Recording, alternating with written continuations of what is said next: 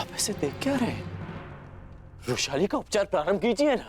उपचार लक्षण देखकर किया जाता है कर्ण। इसके लक्षण बता रहे हैं कि इसे किसी साधारण नाग ने नहीं डसा। अर्थात इसे किसी महाविषधर इच्छाधारी नाग ने डसा है और उसका केवल एक ही उपचार है, और वो उपचार ये है कि वो नाग स्वयं आकर वृक्षाली के रक्त से अपना विष लौटा ले।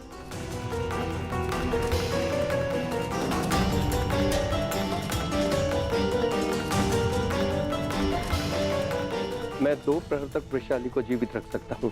तब तक उस नाग ने आकर अपना विष नहीं लौटाया तो मैं कुछ नहीं कर पाऊंगा। यदि ऐसा है तो आज उस इच्छाधारी नाग को अपनी इच्छा के विरुद्ध वृक्षाली का विष हरना होगा।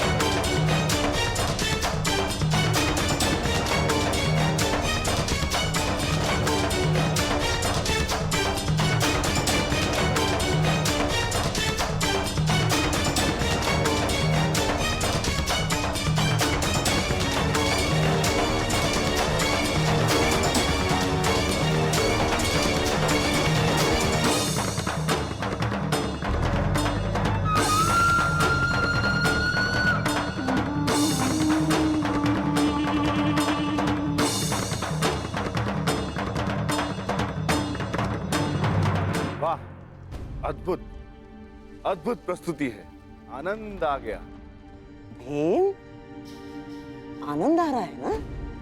अभी तो बहुत आनंद आना शेष है। अगली प्रस्तुति जो तुम्हारे समक्ष होगी उसे जीवन भर नहीं भूल पाओगे तुम। हाँ?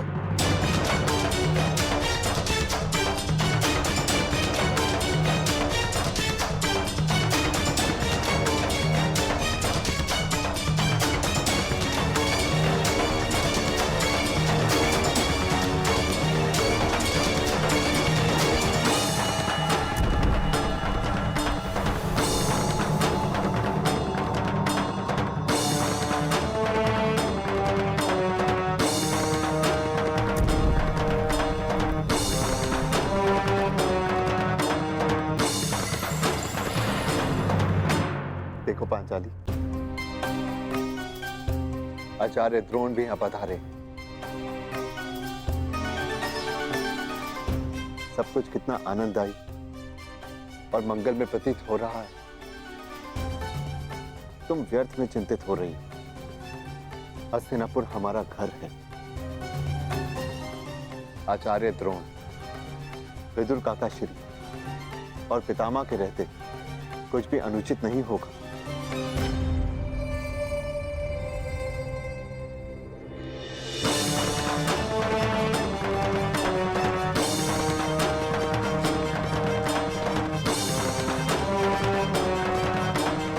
ये क्या है मामा? यहाँ पे पितामह कम थे जो आपने ये द्रोण को भी निमंत्रण दे दिया। क्यों किया मामा ऐसा? क्या करूं मेरे होने वाले सम्राट? महामहिम के साथ रहते रहते उनके कुछ गुण मेरे भीतर भी आ ही गए हैं।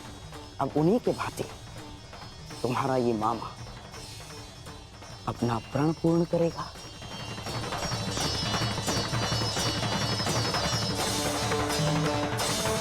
कुलवधु पांचाली का अपमान सारे कुल के समक्ष होगा। जितने भी पुण्यात्मा पांडवों के साथ रहे हैं आज तक, वो सब पांडवों का अपमान देखेंगे। और जिसने भी पांचाली के सर पर आशीर्वाद का हाथ रखा है, वो सारे हाथ बांधे खड़े रहेंगे और द्रौपदी का वस्त्रहरण देखेंगे।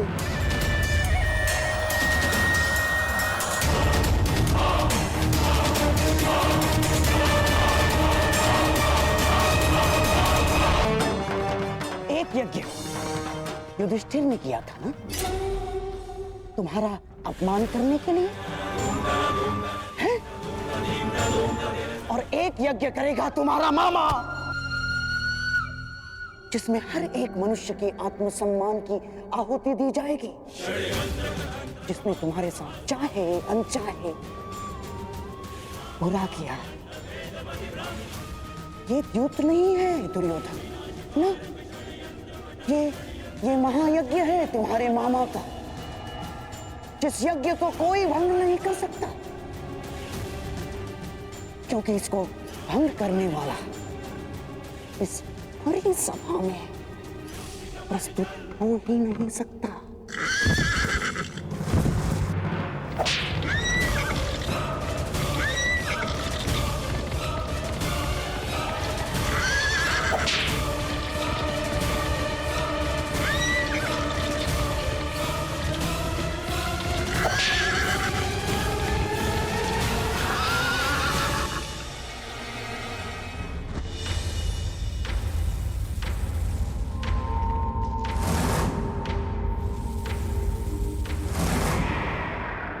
मैं आह्वान करता हूं कि जिस इच्छाधारी नाग ने रुशाली को डसा है, वो अभी इसी समय मेरे समक्ष प्रस्तुत हो और चलकर रुशाली के रक्त से अपना विष हर ले। अन्यथा वो अपने नाश का स्वयं उत्तरदायी होगा।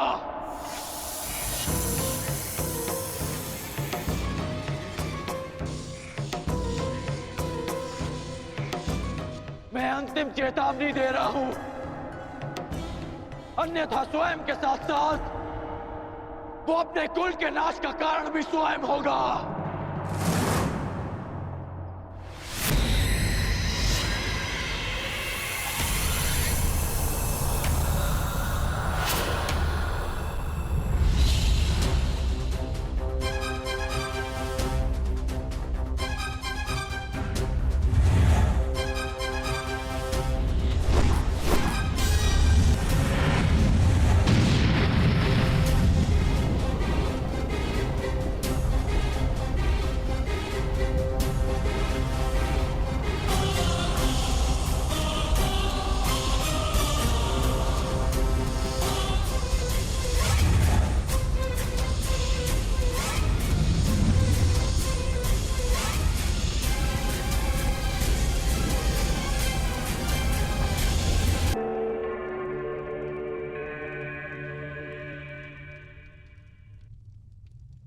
आशा है कि सम्राट को अपने स्वागत में की गई ये प्रस्तुति भाई होगी,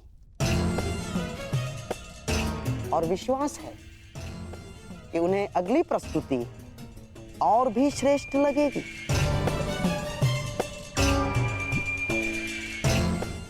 अब ना, अर्थात मेरे कहने का तात्पर्य यह है कि सम्राट के मनोरंजन के लिए द्यूत क्रीड़ा का प्रबंध हो गया है और महाराज धृतराष्ट्र की यह मंशा है कि आप द्यूत भवन की ओर प्रस्थान करें।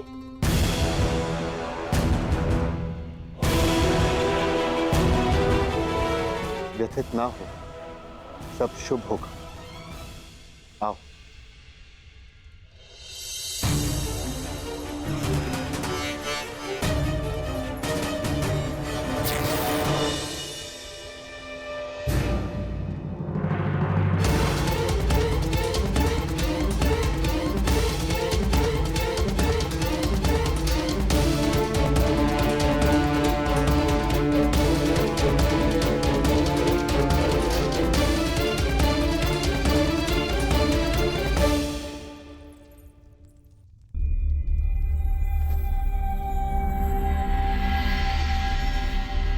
ये क्या हो गया?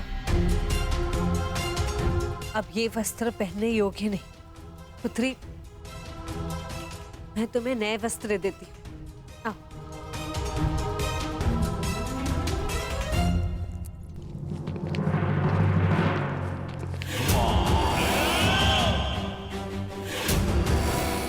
आज जितने चाहे वस्त्र दे दो, उसे सब हार लिए जाएंगे।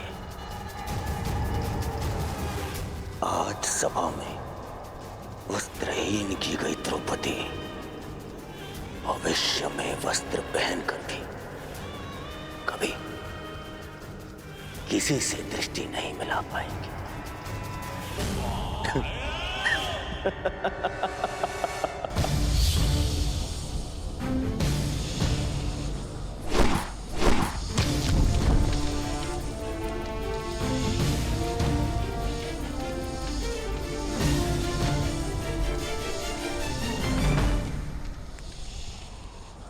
मायावी सर्प, अंतिम अवसर दे रहा हूं।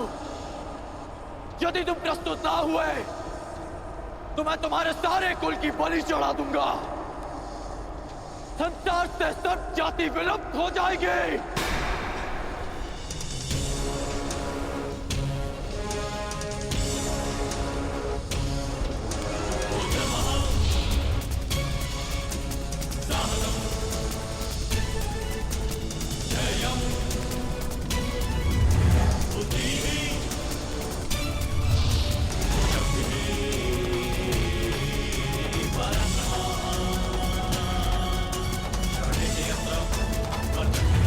रुको धनुधारी,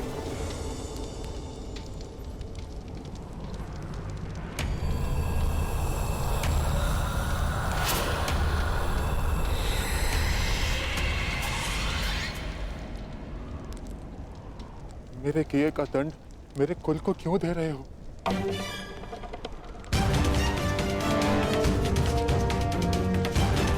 वैशाली को क्यों दंड दिया तुमने? अपनों की सुरक्षा की बात आई तो हृदय कब उठा? ये नहीं सोचा कि जिसे डसा उसके भी कुछ अपने हैं। अधिक समय शेष नहीं, मेरे साथ चलकर वैशाली के रक्त से अपना विष हर लो, अन्यथा अपनी आंखों के सामने अपने कुल का विनाश देखो।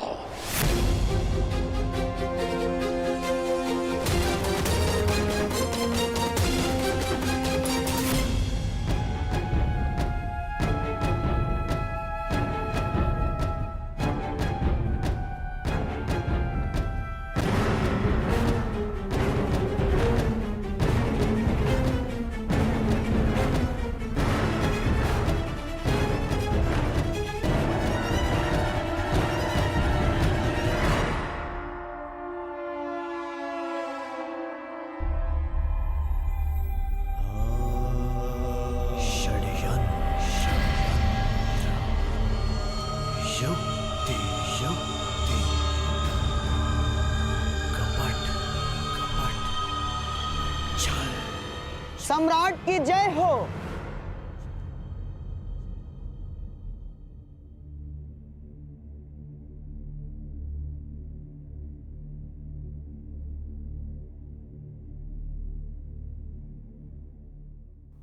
हस्तिनापुर की ओर से मैं शकुनी आपका स्वागत करता हूं। सम्राट ने राजसूय यज्ञ में सारे आर्यव्रत का सत्कार किया। आज हम भाग्यशाली हैं कि इंद्रप्रस्थ के सम्राट युधिष्ठिर का सत्कार कर रहे हैं। हस्तिनापुर साक्षी बनेगा दो भाइयों के बीच खेले गए इस द्यूत का। इस सभा में उपस्थित प्रत्येक व्यक्ति इस भव्य सत्कार को कभी भूल नहीं पाए। तो प्रस्तुत है आज तक के इतिहास की सबसे बड़ी, सबसे रोमांचक, मनोरंजक द्यूत क्रीड़ा। ऐसा खेल ना इससे पूर्व कभी खेला गया है, ना कभी खेला जाएगा। हम सबके जीवन का ये सबसे बड़ा खेल होगा।